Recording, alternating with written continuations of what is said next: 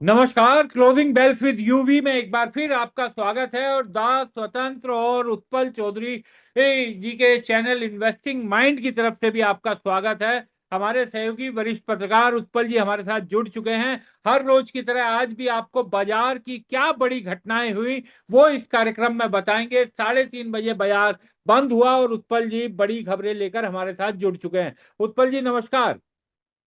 नमस्कार। उत्पल सर, क्या रहा आज बाजार में? क्या मार्केट अब कुछ डराने वराने भी लगा है? क्या क्या देखा जाए, क्या समझा जाए? देखिए, जो ईरान और अमेरिका के बीच जो तनाव बढ़ गया है, काफी जबरदस्त ढंग से बढ़ा हुआ था। हाँ। इस दरमियान मार्केट जो है, जो हम लोग चर्चा भी कर रहे थे कि मार्केट उस तरीके से नहीं गिर रहा था। हाँ। जो है वो 30 पॉइंट्स 40 पॉइंट्स गिर कर बंद हो जा रहा था, मजबूती ले रहा था। लेकिन आज मार्केट ने जो है बाकी दिनों की तुलना में थोड़ा ज्यादा गिरा। हाँ। क्योंकि सिचुएशन जो है वो थोड़ा दूसरे तरह से हो गया। जब तेल पे आपसे बातचीत होगी तो उसके बारे में डिटेल्स में बातचीत करेंगे कि थोड़ा सा मामला और गंभीर हो गया है वहां पे, खासकर तेल के मुद्दे को लेकर। हाँ। वो बात हो गई। दूसरा, जो है ट्रम्प की तरफ से टैरिफ का ऐलान हो गया। हाँ। टैरिफ में भी फार्मा के शेयर्स में गिरावट देखी गई। फार्मा में भी डिटेल्स में बाद में बात करते हैं हम लोग। हाँ। और तीसरा जो है आईटी इंडेक्स जो है वो ऑलरेडी कमजोर चल रहा था, तो उसमें कमजोरी देखी गई और कमजोरी देखी गई। हाँ। बैंकों ने, पीएसयू बैंक ने भी कुछ खास अच्छा किया नहीं। तो इस तरीके से pharma, health care, banking, PSU में जो खासकर, और जो है आईटी मिलकर, और बाकी जो ईरान ये वाला था, उस मार्केट को नीचे लेकर ढकेला। और जो हाँ। सबसे बड़ी बात है कि 24,000 का जो बड़ा सपोर्ट लाइन था वो हाँ। टूट गया। और इस समय आपसे बात होने के पहले भी देख रहा था कि हाँ। मार्केट का संघर्ष चल रहा था। 23,900 से लेकर 990 से लेकर हाँ। 24,000 के बीच में बड़ा जबरदस्त स्ट्रगल था। और हाँ। आखिरकार ये नीचे बंद हुआ। तो हम्म। एक सपोर्ट लाइन, जो मेजर सपोर्ट लाइन था, उसके नीचे बंद हुआ। अभी हाँ। भी कहानी ये है कि 23,800 को अगर तोड़ देता है आने वाले समय में, तो फिर यहाँ पे एक बिकवाली का प्रेशर आ सकता है मार्केट में। अब सब कुछ डिपेंड करता है कि अमेरिका और ईरान के बीच किस तरीके से चलता है तमाम चीज, उस पर निर्भर कर रहा है। और साथ में मिड कैप में भी हम लोग बात कर रहे थे कि हम्म। मिड कैप में जो उछल रहा था, तो मिड कैप में भी 1% से ज्यादा की गिरावट देखी गई है, यानी वहां प्रॉफिट बुकिंग हुआ है। तो हम्म। ये कुल मिलाकर मिड कैप और स्मॉल कैप में भी प्रॉफिट बुकिंग हुआ। तो ये मार्केट में था। लेकिन फिर भी आप कहिए कि जो सिचुएशन बना हुआ है उसके हम्म। हिसाब से मार्केट जो है ठीक ही ठाक बिहेव किया। हालांकि कल अमेरिका का बाजार तो बहुत तेज खुला था। जो हाँ। है अमेरिका तो बिल्कुल डिफरेंट टेरिटरी में चल रहा है। वो तो हाँ। कोई इन चीजों से अलूफ हो चुका है। लड़ाई वहां हो रही है, परेशान हम लोग होते हैं, हाँ। उसका मार्केट बल्ले बल्ले है।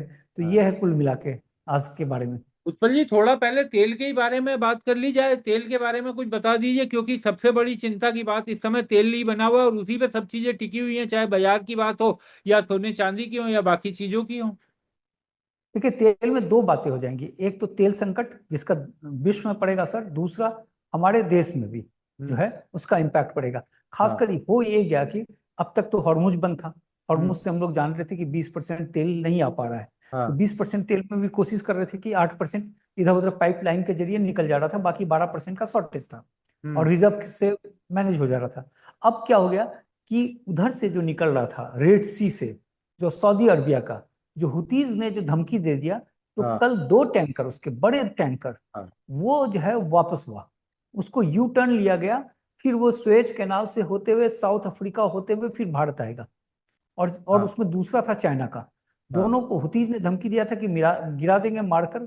तो इसलिए उसको हटाया गया। अब उसमें ये हो गया कि भारत जो है वहां से 7 मिलियन बैरल तेल लेता है हाँ। सऊदी से। हाँ। इसमें सबसे ज्यादा तेल जो है वो सऊदी से ले रहा है भारत। हाँ। तो वो एक इम्पैक्ट पड़ जाएगा हमारे इसमें। हाँ। साथ में जो सऊदी जो 3% के आसपास तेल उस पाइपलाइन से भेजता था, अभी 4.5% के आसपास पूरे वर्ल्ड प्रोडक्शन का 4.5% भेजने लगा था। हाँ। तो वो 4.5% कम हो जाएगा। और हाँ। तीसरी घटना ये हो गई कि हाँ। कजाकिस्तान जो है 1.6 मिलियन बैरल जो है तेल निकालता है, हाँ। लगभग 1.5% समझिए आप उसको, हाँ। पूरे दुनिया का। तो उसमें वहां के उसके जो है शिप में, दो शिप में यूक्रेन के तरफ से बम्बार्डिंग की गई है, उस हाँ। पर ड्रोन मार दिया गया है, जिसके कारण जो है वो तेल भी मार्केट में नहीं आ पा रहा है। तो हाँ। तीन तरफा मार हो गया कि जो हाँ। जो इसमें ब्लैक सी में उसके जो पोर्ट थे उसमें मारा गया ड्रोन। तो इसके कारण ब्रेंट पे बड़ी जबरदस्त उछाल हो गया। और हाँ ब्रेंट जो है वो उछलकर 95 पे इस समय ट्रेड कर रहा है। बीच में 96 चला गया था, और हाँ। WTI जो है 88 पे चला गया है। हम्म, अब क्या है कि तेल संकट अब विकट हो गया, हाँ। 90 को क्रॉस करते ही विकट होने लगता है। हम्म, अगर 100 के ऊपर क्रॉस करेगा तो महाविकट हो जाएगा। और और होता जैसा दिखाई कि दे कहा रहा है। गया था एक्सपर्ट हाँ। लोग कह रहे थे कि बाब अल मंदाब पे जो कर रहा है हुतीज, अगर हम्म, वो हो गया तो 120 हो जाएगा। तो हम्म, 120 हो जाएगा तो फिर जो मार्केट के बारे में जो हम लोग कह रहे थे, जो 23,800 जो कह रहे थे सपोर्ट है, वो सब टूट टाट जाएगा। बहुत पुरजोर ढंग से मार्केट गिर सकता है, और साथ में हमारी इकोनॉमी पे बहुत जबरदस्त इम्पैक्ट पड़ेगा। काफी जबरदस्त इम्पैक्ट पहले भी पड़ चुका है, और हम्म। वो एक दो तरफा मार हो जाएगा। तो कुल मिलाकर ये संकट है। लेकिन सर ये तो बड़ा संकट तेल का दिखाई दे रहा है, क्योंकि ये कहा ही जा रहा है कि अब 110 120 होता हुआ दिख रहा है। जिस तरह से अगर बाबल मंदेब भी हो गया तो फिर तो और तेजी से भागेगा दाम। बिल्कुल, बहुत तेजी से भागेगा। क्योंकि 100, देखिए इस समय जो चिंता की बात क्या है कि 120 पहले भी था, 120 अब भी है। हाँ मान लीजिए हो जाता है तो हाँ तब का 120 से ज्यादा खतरनाक इस बार का 120 होगा, क्योंकि हाँ उस समय रिजर्व था आपके पास। तो हाँ। वो आप भी नहीं रिजर्व है से आपके पास। निकाल कर जो हम्म, है तेल आप इस्तेमाल कर ले रहे थे। अमेरिका के पास भी था, सबके पास था, जापान के पास था, तमाम लोगों के पास। अब क्या हुआ कि वो रिजर्व तो खत्म हो गया, हाँ लड़ाई ठंडी हो गई, तो हाँ ये आ गया। अब यहाँ पे जानते हैं पेच क्या लग रहा है कि अमेरिका में तो तेल का संकट है ही है। हाँ वहां इन्फ्लेशन 3.5 आया था, देखिए 3.5, 4.2 था, हाँ ट्रम्प शांत था। हाँ 3.5 आया, बम्बार्डिंग किया। हाँ अब बम्बार्डिंग करेगा तो इन्फ्लेशन फिर उछलकर, उसको मालूम था कि 4.2 हो सकता है, हाँ तो उसने बम्बार्डिंग कर दिया। अब यहां से मार्केट मार्केट उछल कर ऊपर जाएगा, तो हाँ। क्या होगा कि डॉलर उसका मजबूत हो जाएगा। हम्म। जो उसके ट्रेजरी सेक्रेटरी जो एक इंटरव्यू दे रहे थे एक हाँ चैनल को, उसमें वो कह रहे थे कि डॉलर का अगर इंपॉर्टेंस नहीं रहेगा, हाँ। डॉलर का अगर महत्व नहीं रहेगा, तो लोग बॉन्ड लेने के लिए क्यों आएंगे? क्योंकि बिल्कुल सही बात आपका है। पेट्रोल हम्म, खरीदने के लिए आपको डॉलर चाहिए। हम्म, पेट्रोल महंगा होगा तो डबल ज्यादा डॉलर चाहिए। ज्यादा डॉलर चाहिए तो अब डॉलर कहाँ से लेंगे? अमेरिका ही देगा। हाँ दो तरीके से देगा, या तो आप अमेरिका को सामान भेजिए, हाँ तो सामान भेजेंगे तो वो आपको डॉलर देगा। कोई जरूरी है सामान लेगा, नहीं लेगा। तो अमेरिका के बैंक में जाइएगा मांगने के लिए, तो वो हाँ बोलेगा कि भैया बॉन्ड लो, हाँ 30 साल का बॉन्ड लो, 10 साल का बॉन्ड लो, जो है वो बॉन्ड लो। कोई हाँ 2 साल का बॉन्ड तो देता नहीं है, 10 साल का बॉन्ड लो जी। तो हाँ इस तरीके से जो अमेरिका का बॉन्ड के मार्केट से जो भाग गया था, हाँ 28% जो भागा जा रहा था, लोग बीच हाँ में ऑक्शन किया था, कोई आए नहीं थे। हाँ। तो उस चीज को बचाने की कोशिश कर रहा है। तो ये पूरा जो है एक तरीके से जो ईरान पे जो हमला भी है, वो हम्म, पूरा प्लांटेड है, ऐसा हम्म, कोई नहीं है।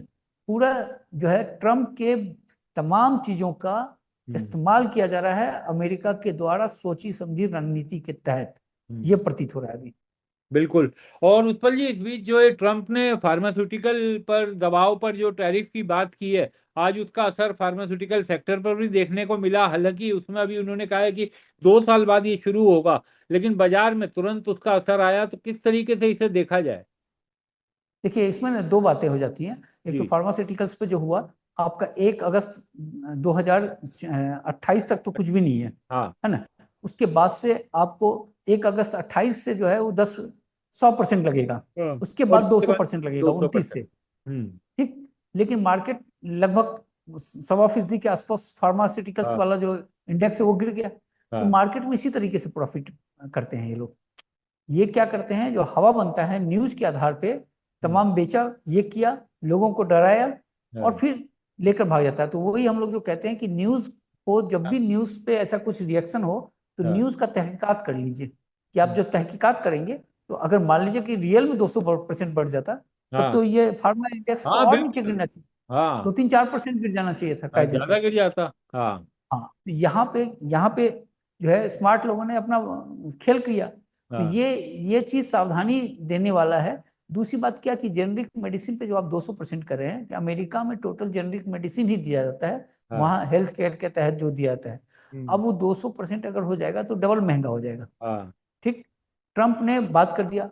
ट्रम्प जो है, ट्रम्प का कब है, सत्ता कब खत्म हो रहा है? हाँ। उनका ये टाइम खत्म हो 2000 जाएगा सर, 2 साल के बाद। 2025 में आया था ना। हाँ 2025 2029 में खत्म हो जाएगा। हाँ ठीक। हाँ 2028 अगस्त से लगा रहा है। हाँ। तो बस अपने 28 अगस्त टेन्योर। से लगेगा ना। हाँ ट्रम्प तो निकल लेगा ना तब तक। हाँ। तो ट्रम्प के बाद जो राष्ट्रपति आएगा वो कम कर देगा। हाँ। तो उसमें अब नहीं तो जेनरिक मेडिसिन और डबल हो वैसे जाएगा भी तो ट्रम्प वहां। साहब का क्या भरोसा सर, वो 2 साल में तो 400 बार अपनी बात को पलटते हैं। हाँ। हाँ, और जो ट्रम्प का स्थिति चल रहा है, इस बार का चुनाव जीतेगा कि नहीं जीतेगा हाँ। रिपब्लिकन, वो भी सवाल खड़ा हो गया ना। हाँ। और रिपब्लिकन नहीं जीता गया तो हम्म, इम्पीच कर दिया जाएगा उसको। हाँ। तो इम्पीचमेंट भी हो सकता है उसका। तो ये तमाम कई सारे फैक्टर हैं, है ना। लेकिन बिल्कुल सही कहा आपने कि मार्केट तुरंत जो है फार्मास्यूटिकल ने रिएक्ट किया। उन्हें देखना चाहिए कि भाई किस तरीके का क्या बयान। और उत्पल जी, एफआईआई को लेकर क्या खबर, एफआईआई क्या कर रहे हैं, क्या सोच रहे हैं, क्या समझ में आ रहा है उन्हें देख करके? देखिए, एफआईज को लेकर ना बड़ी अच्छी खबर आई है कि हाँ। एफआईज जो है वो हाँ। $3 बिलियन, लगभग 28,000 करोड़ रुपया का उसने लगाया है इस हाँ। समय। हाँ। जबकि फाइनेंशियल ईयर 26 में जो है उसने हाँ। 20 बिलियन निकाला था, हाँ। और वो लगभग 1.9 लाख करोड़ के आसपास निकाल दिया था। तो हाँ। वो कम बैक कर रहा है। हाँ। और कल भी जो हम देखे थे एफआईज की खरीदारी हुई थी। हाँ। तो एफआईज जो है इसमें खरीद बेच रहा है, लेकिन अभी तक पॉजिटिव में चल रहा है, जो हाँ। कि एक पॉजिटिव बात है। हाँ। लेकिन यहाँ पे दो तीन चीज होगा कि एक, रुपया को संभालना पड़ेगा क्योंकि रुपया फिसल रहा है, हम्म। आपको उसको संभाल के रखना पड़ेगा। हम्म। दूसरी बात की जो एफआईज लौट कर जो आ रहा है वो देखा जा रहा है कि वो फाइनेंस के सेक्टर में आया है, बड़ा अच्छा खासा 16,000 करोड़ के आसपास करता है। हाँ। कंज्यूमर सर्विस में उसने 10,000 करोड़ के आसपास कर दिया है। हम्म। हेल्थ केयर में 5,500 करोड़ के आसपास। और हाँ। जो है आपको कंज्यूमर ड्यूरेबल्स में ठीक ठाक खरीदा है। बाकी हाँ। उसने जो डंप किया है वो हाँ। ऑटो को किया है, पावर को किया है, और कैपिटल गुड्स को हाँ। इसने डंप किया है। तो हाँ। ये तो ठीक खबर। आपसे एक सवाल है मेरा कि हाँ। क्या गाड़ियों को लेकर क्या हो रहा है, कार की कीमत बढ़ाई जा रही है क्या? देखिए, बिल्कुल जिस तरीके से जो खबरें जो लगातार असर पड़ रहा है उत्पल जी, गाड़ी कंपनियों का ये कहना है कि जो कंपोनेंट है और उनकी जो बनाने का जो खर्चा है, प्रोडक्शन कॉस्ट है, वो लगातार बढ़ रही है। तो मारुति अगस्त से अपने दाम में कम से कम 30,000 रुपए की बढ़ोतरी करने की बात मारुति ने कही है। hyundai पहले ही ये जुलाई से दाम बढ़ा चुकी है। तो अब ऐसा लग रहा है कि सारी कार कंपनियां, टोटल कार कंपनियां अपने दामों में अब दाम बढ़ाएंगी। और अब फेस्टिव सीजन सामने आ रहा है, उम्मीद की जाती है भारतीय बाजारों में कि इस समय फेस्टिव सीजन में रेट कम होंगे। लेकिन क्योंकि जो युद्ध की स्थितियां बन रही हैं और जिस तरह से लग रहा था कि अब इससे निकल करके शायद ठीक हो स्थिति, लेकिन फिर से जो ट्रम्प साहब ने युद्ध छेड़ा, तो अब कंपनियों का कहना है कि कोई और चारा उनके पास बचा नहीं है। मारुति ने तो कह दिया है कि वो 30,000 से ज्यादा, 30,000 रुपए मिनिमम अपनी कीमतों में वृद्धि कर रही है और अगस्त से ये वृद्धि हो जाएगी। तो ये मान के चलिए, अब धीरे धीरे जो महंगाई का असर हमें अपनी रसोइयों में और बाकी सब तमाम चीजों में दिखाई दे रहा था, वो इस बार और ज्यादा बढ़ता हुआ दिखाई देगा। और इस बार की जो महंगाई है वो तो अब ऐसा लग रहा है उत्पल जी की पिछली जब युद्ध शुरू हुआ था उससे भी ज्यादा बड़े और खतरनाक तरीके से हमारे घरों तक पहुंचेगा। देखिए, सेकेंड वेव जो होता है ना इकोनॉमी के पोर्शन हाँ। का, वो ज्यादा खतरनाक होता है। क्योंकि फर्स्ट वेव में होता है कि जब जब आपके पास चीजें, आप मजबूत रहते हो हाँ। तो आप संभाल लेते हो। हम्म। फिर क्या होता है, फर्स्ट वेव के बाद जो है सेकेंड वेव के लिए आप कमजोर हो जाते हो, हाँ, आप आपके पहले ही पास ड्रेन कमजोरी आउट आ हो जाती गए है हैं, ना। बिल्कुल। और हाँ। वो सेकेंड वेव और अगर जोरदार आ जाता है तो हम्म। फिर क्या करता है, वो हिला कर रख देता है। और हम्म। इस समय जो देखिए, ईरान जो है बहुत जबरदस्त माइंड गेम खेल रहा है। हाँ। ईरान जो है इस समय देखिए, हुतीज का इस्तेमाल तो वो पहले बार भी कर सकता था, हाँ। बिल्कुल। लेकिन उसने अब किया। इस तो बार किया। इस तरीके से पूरी तरीके से माइंड गेम किया। हाँ। अच्छा, एक चीज हम आपको बताना चाहते हैं कि जी। इस समय जो चीजें देखी जा रही है हाँ। कि गोल्ड में और सिल्वर में और तेल में, हाँ। तीनों में बढ़ोतरी देखी जा रही है। हाँ। अमूमन क्या होता है कि गोल्ड सिल्वर ऊपर भागता है तो तेल नीचे जाता है, हाँ। तेल ऊपर भागता है तो गोल्ड सिल्वर नीचे जाता है। हाँ। तो ये बड़ा इंटरेस्टिंग पहलू हो गया है। अब इसको 3 दिन देखना पड़ेगा। हम्म। ये जो साइन होता है ना कहीं सिस्टम में कमी है, हाँ। जो है वो कोई एक बड़ा सा ड्रिफ्ट है कहीं पे, वो हाँ। उस चीज को रिफ्लेक्ट करता है। क्लियर कट पिक्चर अभी आ नहीं रहा है, हाँ। लेकिन 2-3 दिन अगर इस तरह से रहता है तो उसमें देखा जा सकता है कि वो एक कोई एक मेजर डेवलपमेंट देखा जा रहा है उसमें। हाँ। क्यों ये भी जानना चाहता था उत्पल जी, क्योंकि हम अक्सर ये देखते हैं कि तेल के दाम अगर बढ़ रहे हैं तो सोना चांदी दबाव में रहे, तो तीनों का एक साथ बढ़ना, इसे किस तरीके से देखा जाए? तेल भी हाँ बढ़ रहा है, वही, चांदी भी बढ़ रही है, सोना भी बढ़ रहा है। बिल्कुल बिल्कुल वही हम कह रहे हैं कि तीनों का बढ़ना। और तीसरा बात हो गया कि बॉन्ड का मार्केट जो है उसका, हाँ। 30 साल का बॉन्ड का बाजार भी भाग रहा है। हाँ। और वो 30 साल का बॉन्ड का बाजार जो कोविड काल से जो हुआ था, वो हाँ। बिल्कुल रेजिस्टेंस के आसपास आ गया है। अगर रेजिस्टेंस को तोड़ा तो ब्रेकआउट होगा। हाँ। ब्रेकआउट होगा तो फिर क्या होगा कि अमेरिका को ज्यादा इंटरेस्ट देने पड़ेंगे। तो हाँ, वो अमेरिका के लिए दिक्कत हो जाएगी, हाँ, जो है एक सबब है। तो हाँ, ये सब तमाम चीजें, बाकी वो फेड का किस तरीके से इस्तेमाल करके डॉलर को मजबूत करने की कोशिश करता है, वो हाँ, भी एक फैक्टर रहेगा। लेकिन जो भी है इस समय, देखिए गोल्ड और सिल्वर में थोड़ी सी राहत है कि गोल्ड सिल्वर जो है इस हाँ, समय पॉजिटिव में खुला है, मतलब पॉजिटिव में चल रहा है। 1.3% के आसपास की बढ़ोतरी देखी गई है, जो है हम्म, दोनों में, गोल्ड और सिल्वर दोनों में 1% से ज्यादा की तेजी है। हाँ, दोनों में। और जो इंटरेस्टिंग बात है कि गोल्ड जो है वो 4001 वाला जो था उसका हाँ, रेजिस्टेंस जो है उसके ऊपर चला गया है। हाँ, उसके ऊपर अगर बंद होता है तो हाँ, फिर अच्छी बात है। और और जैसा कि हम लोग जान रहे थे, दोनों ने ट्रिपल डेथ क्रॉस बना दिया था, हाँ, मतलब बॉटम के दहलीज पे जा चुका था। तो बॉटम से घूम कर आया है, और हाँ, ये 4118 पे चल रहा है इस समय। अगर हाँ, इसमें फेंकता है, ऊपर जाता है, तो फिर 4300 का रिज्यूम खुल जाता है गोल्ड में। वो एक मजबूती देखी जा रही है। सिल्वर में देखिए, सिल्वर में बड़ी जबरदस्त बाइंग हुई है। हाँ, मंडे के दिन जो बाइंग हुआ, एक तो थर्सडे के दिन बाइंग हुआ था हाँ, 181 टन का। तो इस तरह का बाइंग जो है स्मार्ट मनी वाले ही करते हैं, या कोई बहुत बड़ा इंडस्ट्रिस्ट करता है। तो वो दूसरा मंडे के दिन 284 का हुआ है। हम्म, और अगर पूरे इस माह को देख लें, जुलाई को, तो लगभग 1450 मैट्रिक टन के आसपास की खरीदारी हो गई है, जो काफी पॉजिटिव है। हाँ, क्योंकि जो सस्ते रेट में जो है, चूंकि सिल्वर का रेट तो सस्ता चल रहा है, हाँ, इस रेट में पका पका के खरीद रहे हैं। हाँ, कि इतना पुरजोर खरीदारी हुई है, लेकिन रेट नहीं भागा। हाँ, तो रेट नहीं भागा ना, हाँ, अगर बाकी समय में, तो ये जो स्मार्ट मनी जब खरीदता है, हाँ, तो स्मार्ट मनी, और ये आपको आंकड़ा पता भी नहीं चलेगा कहीं बहुत ज्यादा। तो स्मार्ट मनी इसी तरीके से खरीदता है कि रेट को नहीं भागने देकर माल जमा करता है, और जब माल जमा हो जाता है तो फिर ट्रिगर देता है। तो इस समय सिल्वर जो है वो 59.47 पे जो ट्रेड कर रहा था, 61 जो है उसका अपने आप में एक बड़ा रेजिस्टेंस है। अगर वो 61 को क्रॉस कर देता है, तो हाँ, फिर सिल्वर में मजबूती आ जाएगी, क्योंकि उसके बाद से 71 का रिज्यूम खुल जाता है। तो वो हाँ। देखना है कि किस तरीके से रहता है। और उत्पल जी, नेस्ले के रिजल्ट बड़े ठीक आए हैं, लग रहा है कि मैगी और कॉफी खूब पी रहे हैं हिंदुस्तानी। हाँ, देखिए नेस्ले का रिजल्ट बड़ा शानदार आया है। इसके प्रॉफिट में जो है 48% का जंप आ गया हाँ, है। बहुत ही जबरदस्त इसने परफॉर्मेंस दिया है। ये कोई खरीदने का रिकमेंडेशन नहीं होगा। लेकिन जो मोट वाली जो बात कही जाती है ना, किसी शेयर्स में ये कहा जाता है, एक चीज कहा जाता है कि क्या वो शेयर, वो जो प्रोडक्ट बनाता है, हाँ, क्या कोई दूसरा बना सकता है? हाँ, अगर दूसरा बना सकता है, हाँ, तो उस कंपनी पे आपको पूरी तरीके से विश्वास नहीं करना चाहिए। हाँ, अगर कोई दूसरा आ जाए, हाँ, या बना भी सकता है, लेकिन उसके मार्केट को बनाना, मतलब बनाने का तो कोई भी बना हाँ, देगा, चांदनी हाँ, चौक में भी बना देगा। तो हाँ, लेकिन जो बनाने के बाद की मार्केटिंग उसका तोड़ हाँ, पाता है कि नहीं तोड़ पाता है। तो हाँ, इस चीज में इसके पास, नेस्ले के पास दो प्रोडक्ट बहुत शानदार हैं, एक तो मैगी, हाँ, है ना। हाँ, और दूसरी बात की, अब मैगी का इतना मोनोपोली है कि जो जो बिकता भी है तो उसी के कलर का बिकता है, पीला कलर का ही बिकता है ज्यादातर।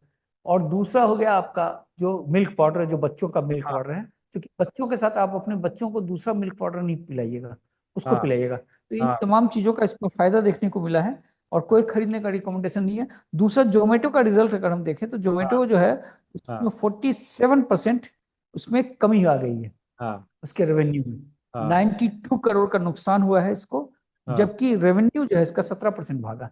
हाँ, तो जोमेटो में प्रॉफिट की कमी देखी गई है। हाँ, हालांकि इस समय जब अभी तुरंत तुरंत रिजल्ट आया था, तो अभी उसका शेयर 1% ऊपर ही था। अब हाँ, देखते हैं कल किस तरीके से रहता है। अभी हम्म, पता चला नहीं होगा पूरी तरीके से। तो हाँ, उसके चलने के बाद ही इसमें चीजें हो सकती है। लेकिन हाँ, जो भी है, शेयर बाजार में रिजल्ट वगैरह आते रहते हैं, तमाम चीज चलता हाँ, रहता है। इससे जो है आदमी को, जो है, जो भी खरीद बेच करेंगे, आप अपने सेबी रजिस्टर्ड एनालिस्ट से करेंगे, क्योंकि हाँ, हम लोग न्यूज पेश कर रहे हैं, तो इसलिए उसका जिक्र जरूर होगा।